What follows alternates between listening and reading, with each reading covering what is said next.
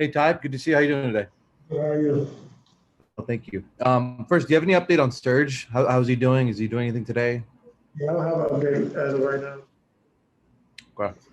So you don't anticipate him playing tomorrow? Say it again. So you don't anticipate him playing tomorrow?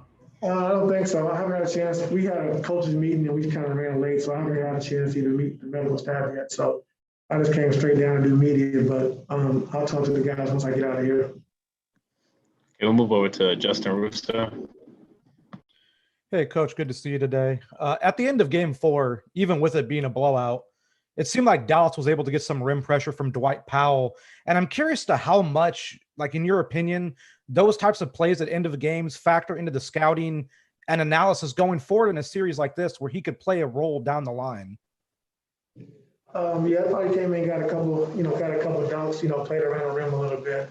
But we know how we want to play him when our guys are in the game, and unfortunately, our young crew was out there, so we'll be able to adjust to that, if they decide to go to that. But he is a high energy player. He's a guy who's a lob threat. He runs the floor, and so he brings different things on the floor than Porzingis brings. So it's kind of like having Zoo and Serge or Zoo and Nico, two different players. So we'll be ready for it.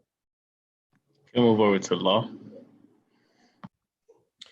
Ty, after game two, you said that Dallas has to go home and try to keep up the same shooting. And a lot of us were like, that seems like that should be reasonable, that they would keep up the shooting going to a place that they're familiar with.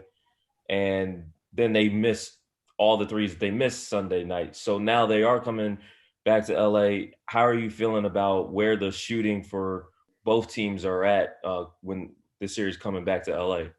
Well, I think it's about our turn to start shooting the ball well. I mean, we shot it okay, but we haven't had one of those games where we, really shot the ball really well. So I'm coming home, like I said, our fans and crowd be ready to go. But I think it's about time for us to shoot the ball well. We haven't really shot at a high clip like we're capable of, or like we have all season. So, and I'm waiting for one of those games from us, Law. We'll move over to Mason. Hey, Coach. After game two, we asked you what the level of concern was around the team, what the tension was like, and you said there wasn't that much. But now that you guys have come back and tied the series, does it feel like there's sort of like a pressure release where you guys are like, all right, now the series is basically reset, it's best of three. Do you feel like the mood has shifted at all since you guys won on Sunday? I mean, we were down 2-0. Of course, it's not a position you want to be in. But after showing our team the mistakes we were making and the points that we were giving up to a team that's so great offensively, they understood what we had to do. And coming into game three and game four, we simplified our defense. And I thought game two, we understood how we wanted to attack this team. So offensively, we were in a good spot. But defensively is where we had to clean things up. And I give our guys credit. They stuck with it. They stayed poised. We got down 19 in game three and just continue to keep chipping away at it. But I think we found the recipe of how we want to play this team on both ends of the floor now. So now we just have to execute. Okay, we'll take a few more. We'll move over to Miriam. Hey, Ty. Hope you're well. How helpful is it? Like, obviously, you and Kawhi both, and Serge for that matter, have come back from 0-2 deficits in the postseason famously. How helpful is it to actually have leaders on the team who've gone through that and know that it's possible? It's very helpful. I mean, for guys who've been there, who've done it, who've seen it, and the playoffs are a game of adjustments. One game, one play can change a series, and we understand that. So, so getting game three, coming back the way we did, I think gave our team a lot more confidence going into game four, and which we've shown that. If we play our defense the right way, cut down our mistakes, and if they miss some shots and miss some threes, we can get out in transition and score the basketball. So, we know coming back home for game five, like I've mentioned, I want our fans to be rowdy. I want to be ready to go. We need their energy come tomorrow night. But we got to be ready to be in attack mode for 48 minutes on both sides of the basketball, and bring the physicality on the defensive end with our switches. Offensively, keep attacking the paint, keep attacking the basket, and sharing the basketball. He'll move over to Andrew. Good afternoon, Ty. I hope you're well. Obviously, you banged the table the other night asking for fans' energy.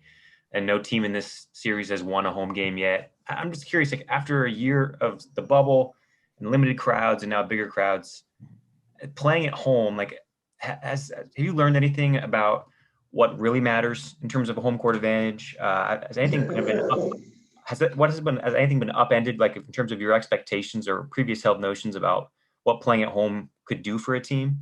Well, it's a little different because we haven't had it in a year. So having our first playoffs in a year, at home, it is a little different. But, the fans, you always feed off your fans, the crowd's energy, what they bring to the arena. When your team doesn't have it that day, you need to feed off the fans. And like I said, we're going to need our fans tomorrow night. We want to have that place rocking. I know we have half the fans that they have, but, we still want to make sure it's rocking and bringing the energy. So, yeah, home court does mean a lot. It just, both teams play well on the opposing team's floor. So we got to come out and establish home court advantage tomorrow night. We have time for 2 more questions. We'll take Shane Young and then James Jones.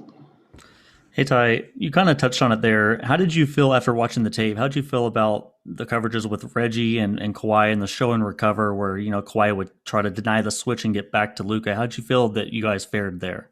I felt great. I thought Reggie did a great job of showing, getting out, rerouting the basketball, and giving Kawhi and our primary defender on Luka a chance to get back in front of the basketball.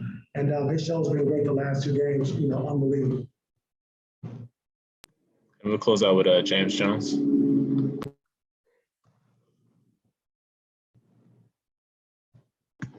Okay, we'll move on to Michael Shapiro. Hey, Ty. In terms of going in a series from down 0-2 to 2-2, what kind of role has Rajon Rondo played in that? And kind of more generally, has he lived up to the expectations? Has he been the kind of player you would hope to get when you acquired him?